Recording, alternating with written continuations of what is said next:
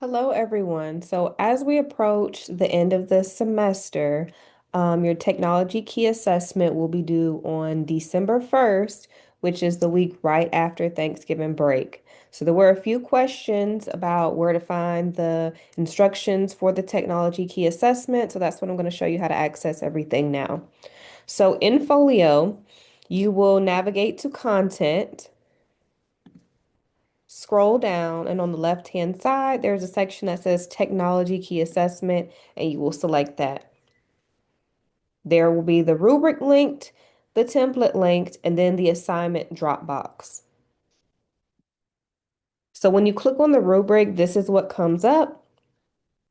So basically, you will be putting together a portfolio that matches up to the ISTE educator standards.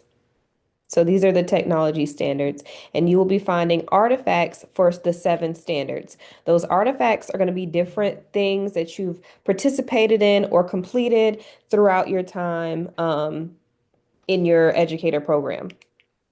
So for each one of these criteria, there are some suggestions of evidence that you can use for each one. So for example, the first one says, teachers continually improve their practice by learning from and with others and exploring proven and promising practices that leverage technology to improve student learning. Okay, so it tells you the required evidence. It says at least one artifact. So you could do the scavenger hunt activity teacher candidate reflection or some kind of training completion. You did your Google certification in internship one. So you can use any of those materials, and it also gives you kind of an idea of where in the program you may have done those activities. Please be sure that you include that artifact as well as your reflection. So you will do that for all seven of these criteria. Now, there is a template already put together for you, so I don't suggest that you try to reinvent the wheel. I know you guys like to make everything cutesy, but to keep it simple, I would suggest you just use this template to make sure you stay on track and include all of the components. So you can simply go in and make a copy of this. The rubric is linked again in there. So it kind of gives you that quick breakdown again that for each of the seven criteria, you're going to submit a piece of evidence and then you're going to do a 100-word written reflection. Okay. And for each one, it kind of breaks down the rubric on each individual one to kind of help you guide you through completing your portfolio. So again, it'll show the first criteria.